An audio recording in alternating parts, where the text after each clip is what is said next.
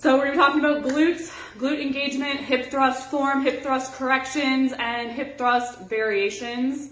There are quite a few variations to this. For the most part, we're going to be talking about the kind of like typical hip thrust. This is a very good one to watch if you are interested in building your glutes, getting stronger glutes, getting bigger glutes, getting rounder glutes, and just improving your hip thrust in general in terms of strength and form and everything. So when you're doing your hip thrust or your glute bridge, some people kind of use those interchangeably. Again, you want to know that the muscles that you're trying to target are your glutes. And there are a few muscles that make up your glutes, which is your butt. And hip thrusts are pretty much going to target all of them. Hip thrust, if you guys watched the video about what exercises to do light, what exercises to do heavy, hip thrusts kind of fall in the middle. You can do them light to still get a really good benefit. You can also do them quite heavy and still get a lot out of them.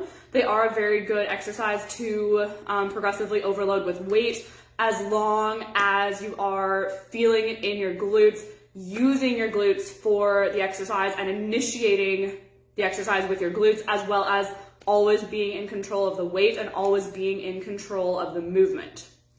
Again, a lot of you guys will notice in your programs, a lot of the glute work uses a resistance band.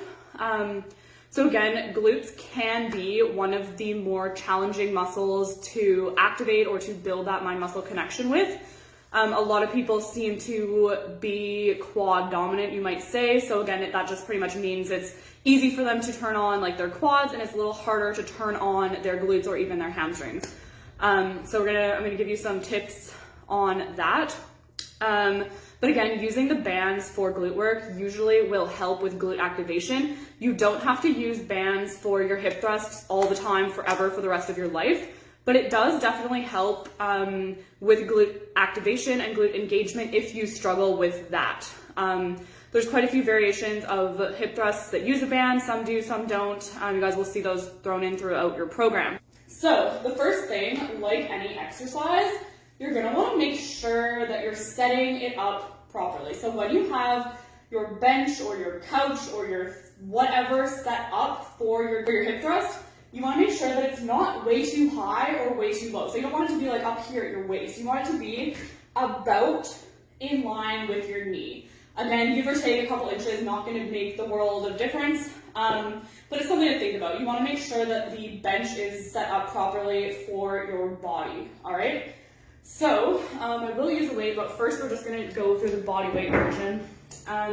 So next thing you want to think about is the positioning of your body on the bench. Okay, so how far should you put your body on the bench? How much of your body should be on the bench? So kind of a general rule of thumb is going to be you want like your upper back to be on the bench. You don't want your full back to be on the bench. So kind of like around shoulder blade area is where you're going to want to place your back on the bench. So a little tip, and again, this would be something that you'll throw in once you are extremely comfortable with this exercise, once you can feel it, and once everything is awesome. So a tiny little tip that you can play with in terms of body positioning on the bench is the more of your body that you have on the bench to a certain point. Again, when I'm saying this, if this is kind of like middle ground, this would be like a little bit more, and then like this would be a little bit less. So if you have a little bit less of your body on the bench, again, you're not going to be as strong in this position, but you're going to be able to slightly target your upper glute a little bit better. If you have more of your body on the bench to a certain degree, you're going to be able to target lower glute a little bit better, and you're going to be a little bit stronger in this position because you have more stability and more stabilization through your back. Again, neither of those are right. Neither of those are wrong.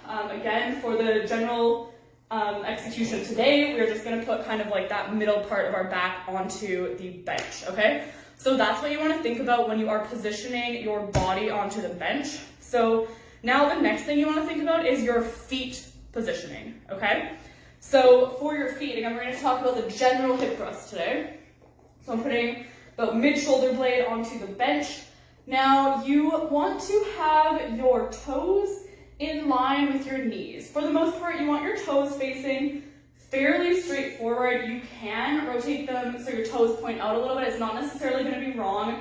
You're going to have to find what works for you. The most important thing is that your knees travel in line with your toes. Now, in terms of the width of your feet, kind of general rule of thumb is about shoulder width or a little bit wider than shoulder width. You shouldn't probably need to ever bring them right close together, and you probably don't ever need to bring them super, super wide. There are variations to this, of course, but for the most part, you want to have it about shoulder width, maybe a little bit wider, and toes pointing fairly straightforward. A little bit of external rotation would be okay as long as your knees are traveling in line with your toes, okay? So now we're talking about how far should your feet be from the bench, okay?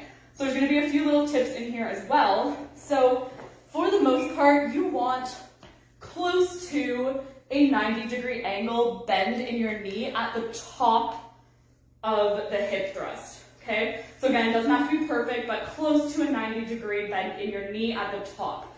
So if you start to walk your feet away a little bit, that angle is going to get bigger and you're going to lose a bit of glute engagement.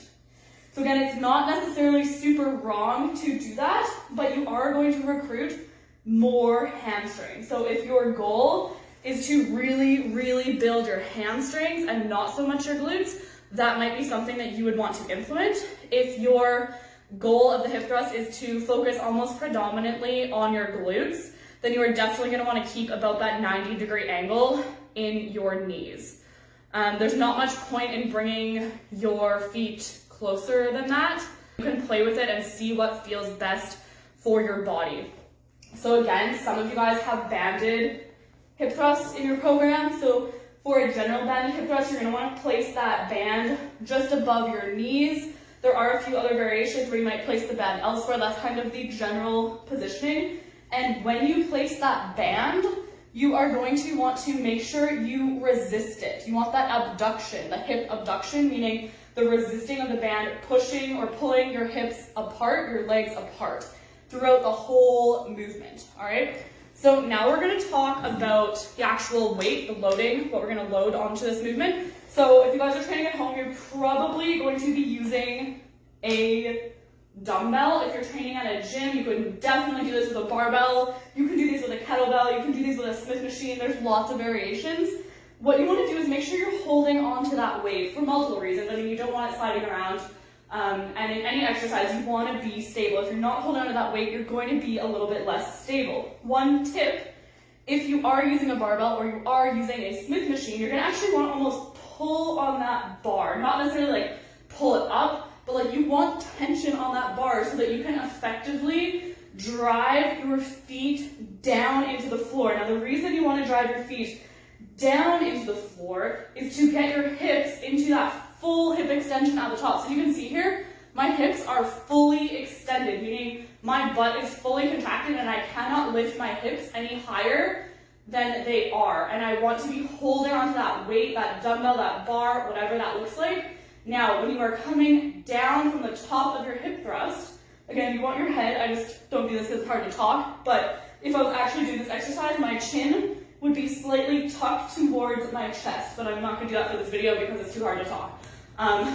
So again, when I'm coming down from my top of my hip thrust, I still want to be pushing my feet down hard into the floor the whole time. Like actually right now, my butt is burning just filming this.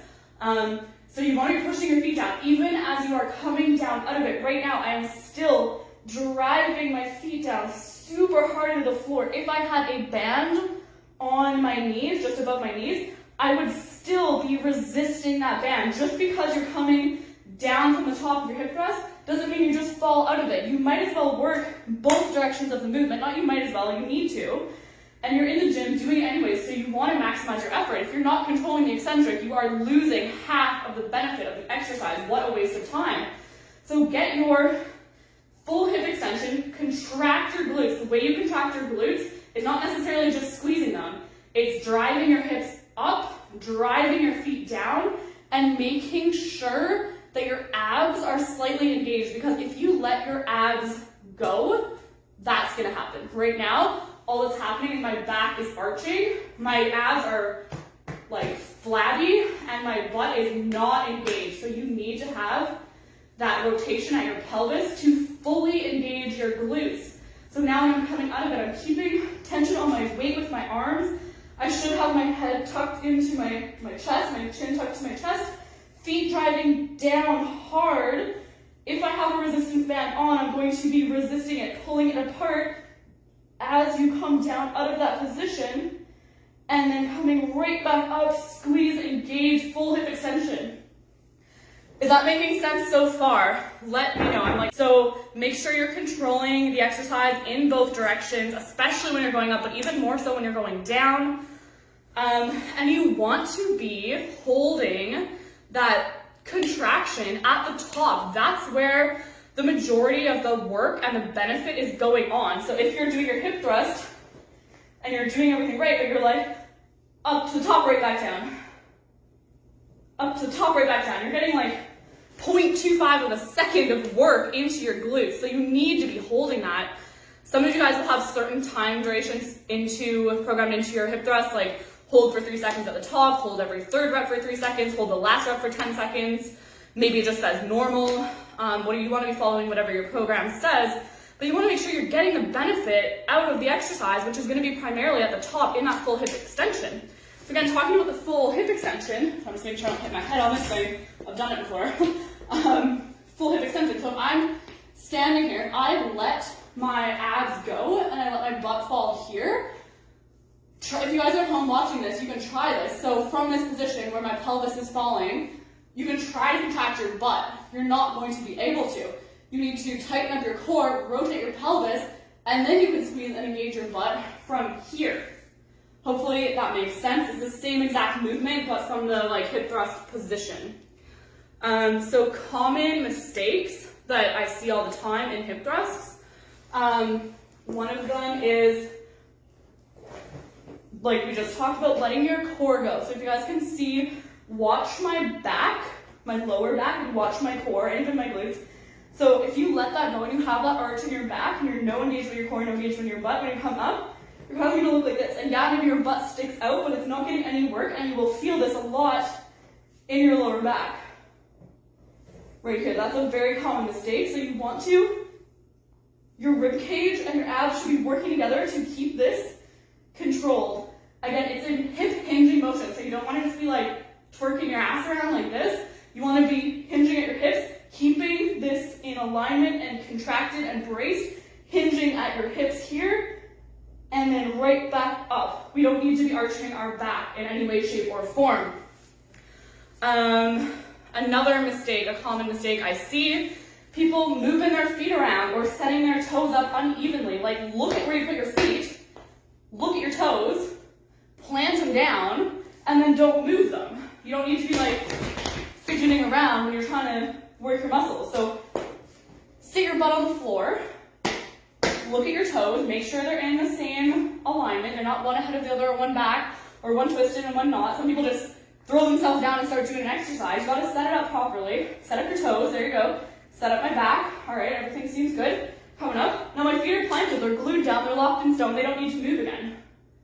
All right? Again, we don't need our toes lifting. We don't need our heels lifting. If there is a variation of a hip thrust where something is elevated for some reason, that will be in your program. Another common mistake I see is not controlling the eccentric or falling out of the hip thrust. So again, what that looks like, and these myths and these mistakes can be like interconnected. You can be doing a couple of these at one time. So again, coming up, even if the person gets into full hip extension, their chin is tucked, their butt is engaged, but then they just fall out of it. And they're like, oh yeah, that's all good, okay. Go again, all the way up, squeeze, yeah, okay, good. Fall out of it, relax. Again, you can do that, but I don't know why you would. It's gonna be very suboptimal. So you wanna be working both directions, be in control of the weight. Start your weight moderately light, use a resistance band if you need that extra engagement into your glutes, and then work your way up in weight gradually over time, but you always wanna have your form under control.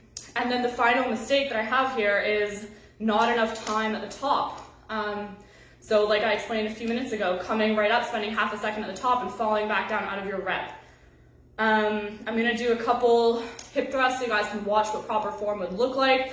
The final mistake that I see so much, and that you'll see in this video as I was doing it because I was talking, is not tucking your chin. You always want your chin in line with your spine, no matter what exercise you're doing, when you're doing it, how you're doing it. You never want your body to be in one direction and your head and your spine and your neck to be going another direction, ever, ever, ever. So again, I'm gonna do a couple here with proper form so you guys can watch. Take note of my feet, take note of my glutes, take note of my core, and take note of my head.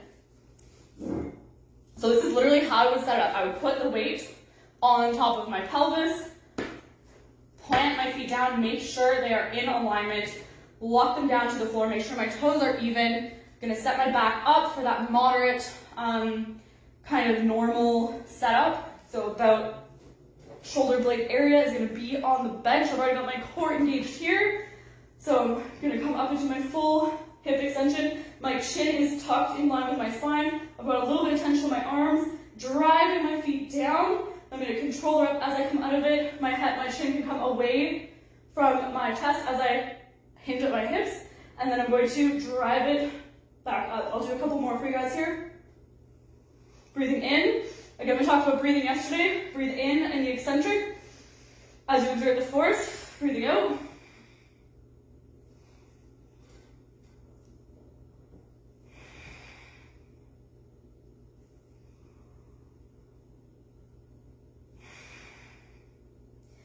Another mistake I just thought of, you don't actually need to come like all the way out, like down to here. You just want to come out enough so that you can re-engage your glutes and get that full contraction again.